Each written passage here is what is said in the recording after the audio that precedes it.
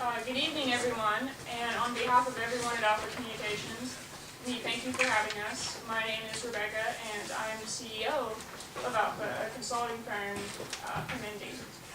My firm, which has over 50 years of experience, includes Joe Kaplan, Director of Education Integration, Sriyam Gadapati, Technology Director, Garrett Heathcote, the Director of Sales, and Mr. David Pavlin, the Onboarding Director. Here at Alpha, we strive to provide a nexus between humans and the technology that they use. We do this by specializing in ambient video integration, education technology, and employee onboarding. From here, I would like to introduce Joe Kaplan, our education integrator. He holds a master's degree in information and communication sciences. He has years of office optimization and educational experience. 14 of those years include historical education through experience. He also provides us with some cultural experience with his travels to Qatar, Thailand, and Japan. Joe will now cover education integration. Joe? Thank you, Rebecca. The Education Integration Department has two roles. The first role is as community outreach to help and bring ambient video integration to the public and teach them about what it is. Our second role is to educate our clients specifically on where their needs and our resources can meet. Specifically, in this role, we go to the site and educate our clients and their employees about best possible camera placements for the integration, as well as the benefits of that integration, showing them that their privacy isn't going to be really infringed upon and that both security and safety can be increased through the use of ambient video integration. Now I'm going to introduce Sriyam Gadapati. He is our technology director. He has a master's degree in information and communication sciences. He provides us with global experience as an engineer trainee from PowerWave Technologies in India. Sriram comes with a high degree of technical acumen in his past projects, including variable speed control of single-phase induction motors, application of programmable logic controllers, and he has even assisted with the development of an ATV prototype at SAE Baja in India. Sriram. Thank you, Joe.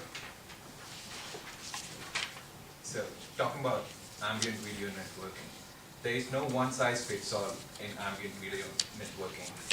So, as Joe mentioned, different kind of products for different services. So, we provide enterprise solutions that are unique to every customer. Globally, the IP market, the IP video market is going to be 80% of the internet traffic. So we are targeting this to create solutions for customers who want to invest in IP video market.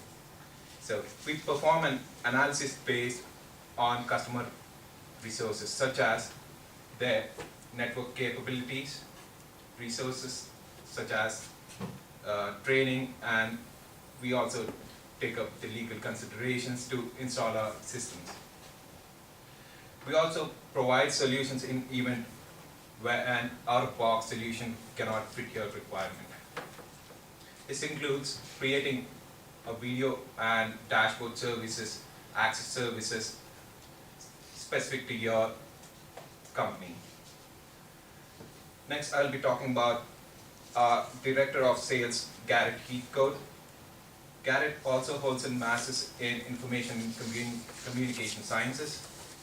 His extensive experience in sales and sports helps him understand the need of our clients while he's still discussing about last night's game. He has worked as a substitute teacher and helps Joe with clients when needed.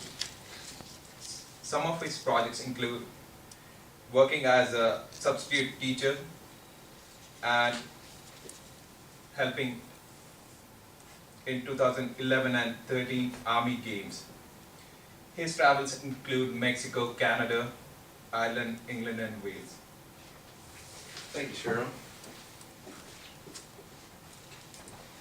To start off, our organization has developed strategic partnerships with other firms in order to help your network be at the needs that we can, so we can install a solution for you. So what this entails is that we're going to reach out to you and figure out what your solution needs to be, whether that's standard video conferencing, all the way up to an ambient integration. Our solution is guaranteed to be user-friendly and will not only leave you satisfied, but will also be scalable for the future growth that we expect you to have. And through my own personal sales experience with the NBA and minor league baseball, I've developed an ability to adapt and constantly be closing. This ability to adapt is one of the core principles we have here at Alpha Communications. Through this, me and Joe have developed a curriculum to actually come in and teach your sales department how to properly mine for potential customers, overcome their objections, and constantly be looking for the close in the new business operations. Another thing we offer through our sales department is a scalability curriculum that is developed by Sriram. And I will help him to come in, and this is to help you procure future assets and technology for your video conferencing or ambient networks in order to continue to grow as your business is expected to. When you hire us, we're not only an asset through implementation, but through the life of our solution. This is allowing us to lead from the very start to the finish. We are partners through life for this. Up next is David Pavlin, our onboarding director. He has a master's degree from Ball State in Information Communication Sciences. He served in the Marines for 11 years as an airfield engineer. He built the first and only elevated multi-purpose runway in the world. He has also worked with the city of Muncie, Indiana to develop Muncie's veteran programs to ensure educational continuity of Ball State veterans.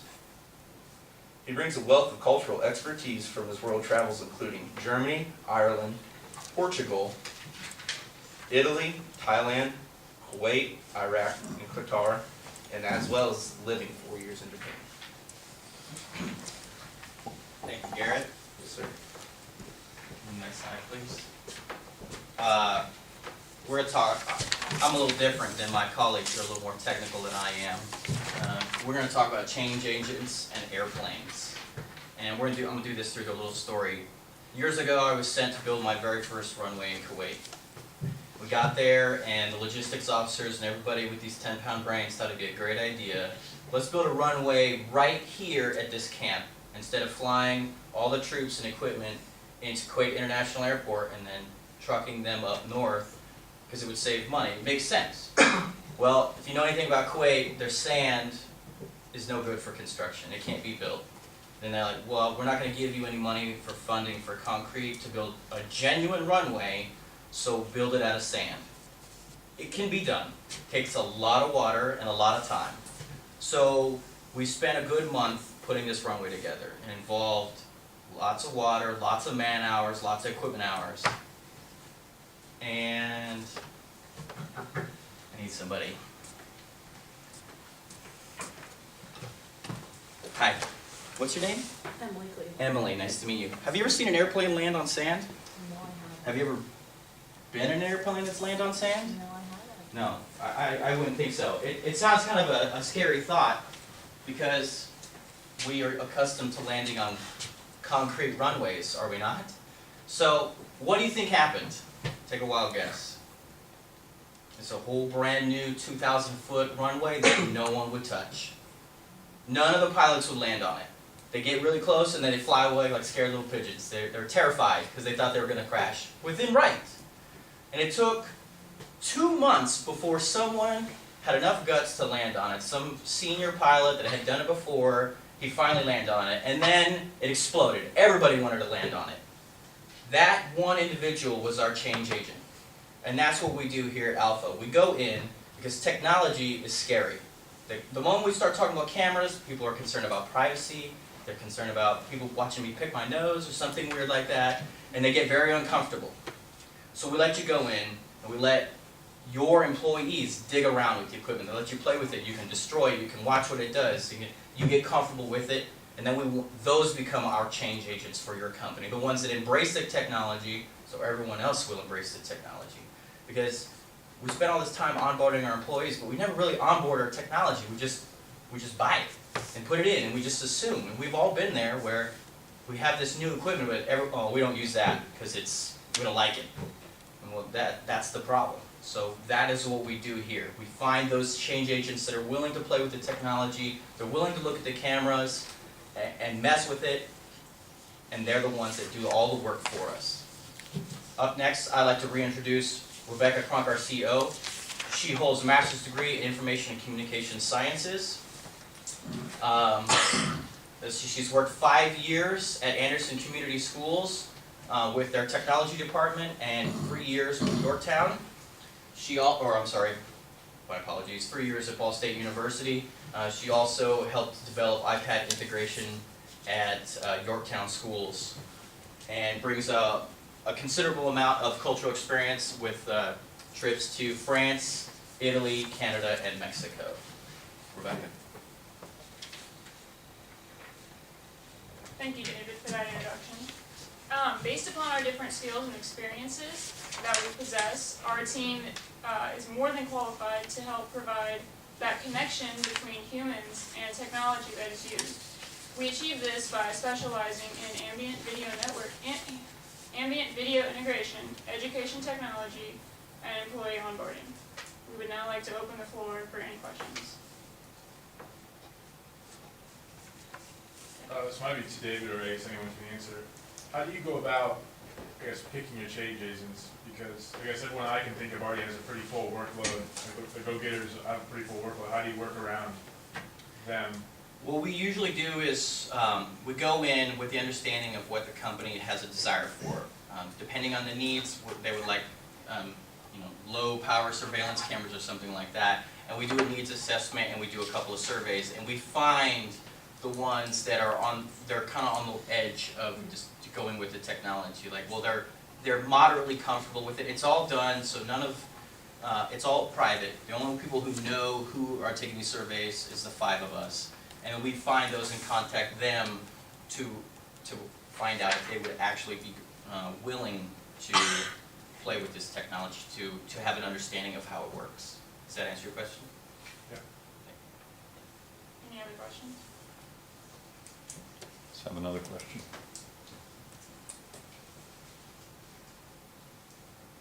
Another team, please.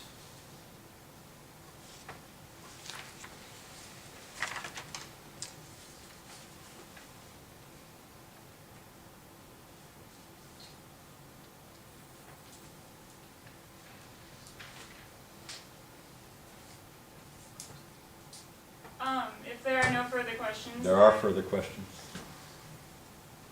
Does anyone else have a question? please. Please. Okay, team 4, where are you? I'm sure you have a masterful question for these people or comment. They need help in answering questions, please. Give them some help.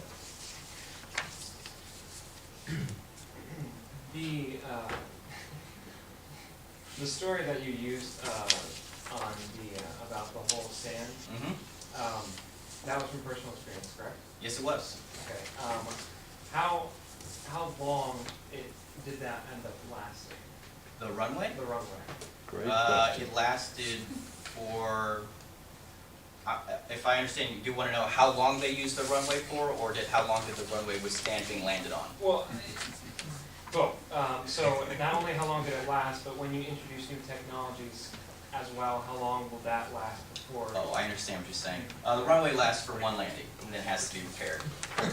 It's sand. We've played with sandcastles before.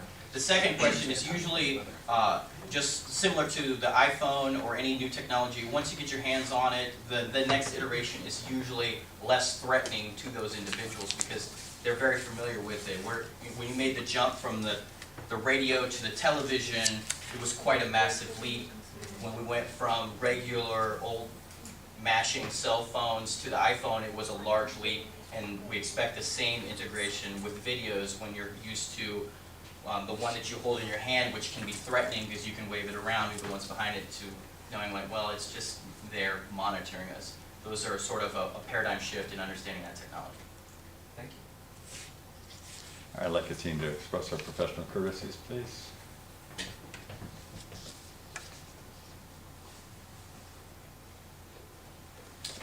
We'd like to thank Alpha for presenting for us today. We will be back with you soon with our decision.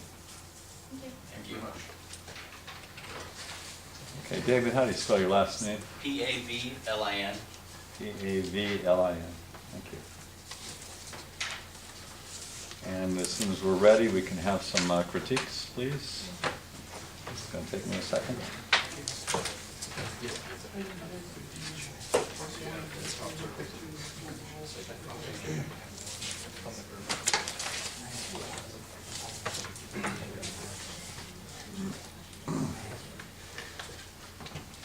And we have the critiquers use the lectern if you don't mind. Okay. Gentle critique, David.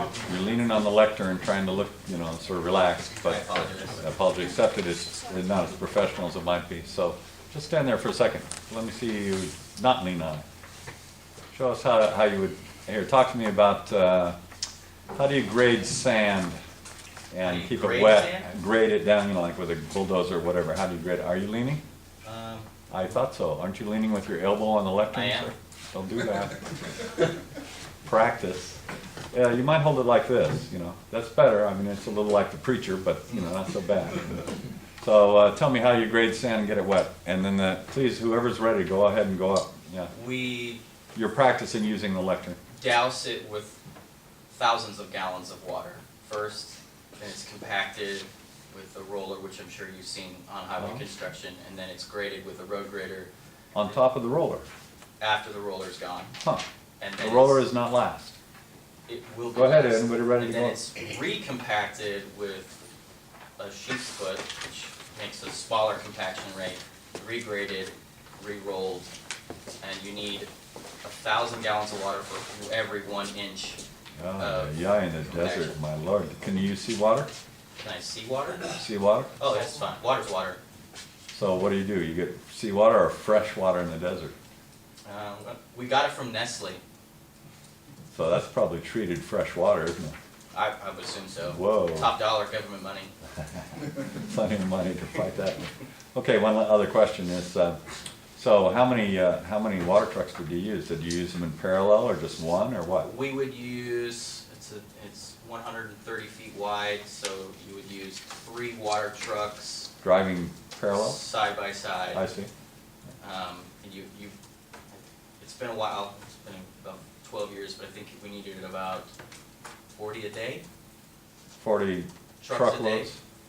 truckloads? Use 3 trucks with 40 loads of water? Yeah, roughly. Or did you bring in 40 different trucks? I mean, did they? No, it would be like the same 3 to 6 trucks. Your trucks, yeah. Not ours, no. Some other unit. We had a contractor would Yeah, bring the I water see. in. Okay, an interesting challenge. Yeah.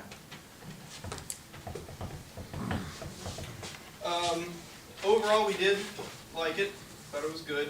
We thought we did a good job not reading off your PowerPoint slides.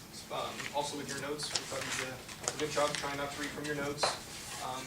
Again, though, we felt with maybe with a little bit more practice, or I think there were some times where you guys paused a little bit, maybe a little apprehensive because you didn't know the material right off the top of your head, but kind of gave a flat effect at some points. But overall, we thought you came out confident and like you knew your material. So we liked it. Yeah, I think everyone was very well dressed, very well professionally organized. You had a good flow there, and it was not directly reading from notes or from the PowerPoint slides, so it seemed you could practice that and go through it.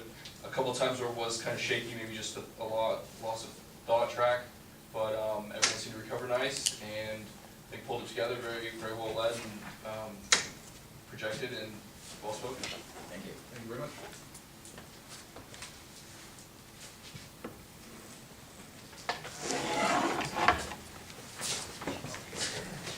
Yeah, give your material to your colleagues. Thank you. No, you can stand up front.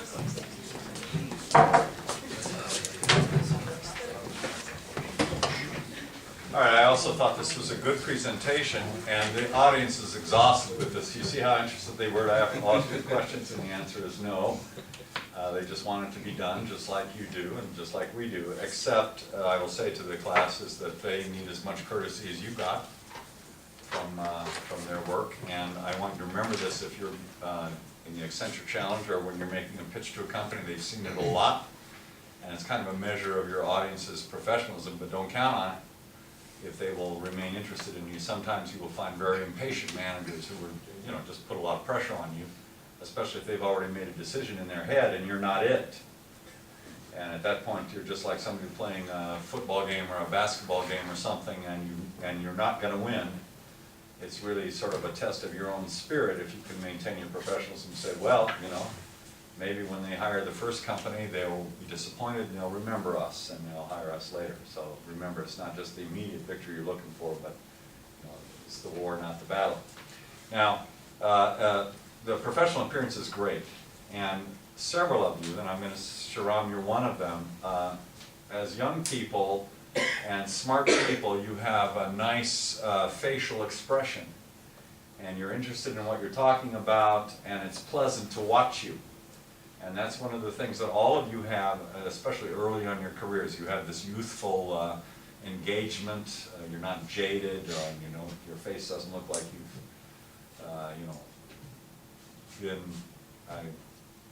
through a lot of life. You don't look like you've been run over by a truck. Let me just put it that way. So the fresh face is something very positive, and I like that in this team.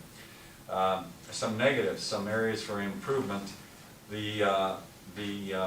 Several of you were speaking rather haltingly. In fact, when you look at the tape, it looks like maybe you haven't had enough sleep. And this is going to come up this coming week when people just haven't had enough sleep. The word I'm going to use, and I want you to remember the expression, is stupid with fatigue. When you're tired, you don't come off with looking as effective. Now, nobody was at that stage today, but there will be that stage with the Accenture Challenge. These teams come in and they're just there. I wrote in my critique, several of you were halting in your speech. Now, halting is somebody who sort of stops and starts. The other critiquers mentioned this to you. I think what was happening was you were trying to find your place in your reading. And once again, this is why PowerPoint is supposed to be better for us, because it just gives you an outline, some bullet points, and you're supposed to fill in with natural language. If you find yourself typing out an entire speech, you're probably doing it wrong. So I think that was the halting stuff, is you were not experienced enough to find where you were. It takes you probably know this from broadcasting, is they will very often make a script in bigger type, or they'll use capital letters. I don't favor capital letters, but they make it easy to find your place. There's a story that I just read about one of the major Hispanic Latino broadcasters, that he was not very good at following the paper script, and so his colleague, a woman with bright red fingernails, like a Latino woman might have, and she would put her fingernail, bright red fingernail, on his script where people couldn't see it, and she would move her fingers down the script so he wouldn't lose his place. So I want you to think about that person with that bright red fingernail helping you out if you're going to look at the piece of paper. My preference, as you do, as professionals do, in that is you have your PowerPoints in front of you with a small computer, or as we do professionally, we have the big monitor in front of us, and you read off of that, not off of a piece of paper. Now, we're doing this as a school exercise, but it hurt you in terms of the presentation, a halting presentation style. Look for that in your tape. And then finally, a serious critique. I found this a little thin in the content. And here we got this very fancy term, ambient video. In fact, I remember when this team asked me what ambient video meant. So now we all know what ambient video is, except you didn't really explain it to them clearly. And I noted on one of you, the first person to introduce this. This is something called in media res. In media res. This is a standard rhetorical error. Little kids do this all the time. This in Latin means in the middle of the thing. So a little kid comes up and he says, "It's pink." And what's the response that you have? What's pink? What's pink? I mean, it's in the middle of the thing. So, starting to talk about ambient video without defining it is starting in the middle of the thing. We needed some kind of background from you. And then finally, I mean, I kind of got that you were doing, your company seemed to be quite competent and capable of doing things, but it was not really clear what you were going to do for us as a company exactly, except to train our employees in something. And there were some issues about cameras that impeded our privacy, and we needed some kind of change agent to show that this might be happening. I mean, I got this sort of content. But in my view, the content was not cohesive. It didn't stick together so that I understood what you were selling me, what ambient video is, kind of what the issues are, because I think you are familiar with your topic and the rest of us are not. And this is the in media race, do you see? So you're in the middle of it without giving us enough background, and that's something that we want to see in the beginning of a presentation. But otherwise, much of the forum was great, and almost every one of the people on this team, you have a wonderful voice quality. I don't know, maybe you should go into business as a singing group or something with voices like you have, but that is significant. And I want you to do this, and I wanted you to hear, especially Rebecca is the female voice they have here. Females have shorter vocal cords and therefore higher pitch, like on a violin, when they put their fingers on the stop, you know, on the stops, I guess they call what it frets. And when you shorten the string, the pitch goes higher. So women have a higher pitch, and many corporate women are taught to give a low, to lower the pitch of their voice. Most of us, when we're nervous, we talk a little more squeakily. And this team did not, and Rebecca, the voice quality is very good. I think your experience shows, you know, you've been in schools and around a lot of teachers, I think, and the pitch and the way that the team presented the form of your presentation is very good. So what's harder to work on? How you present or what you present? The answer is what you present is easier to work on. You just go back again and you say, well, we hear the critique, and now we're going to strengthen the presentation in this way. Footnote for all of you, in the Accenture challenges, if you get through the semifinals to the finals, strengthen your presentation if you can. Listen to the critique. You're going to have only a little amount of time to go back and work on it. You know, don't try to change everything, but strengthen it. So in this way, you can take my critique and strengthen the content of what you have to say. It's good content, but it could be improved. And that's what this presentation this week is about. So nice job, and thank you so much for getting it done.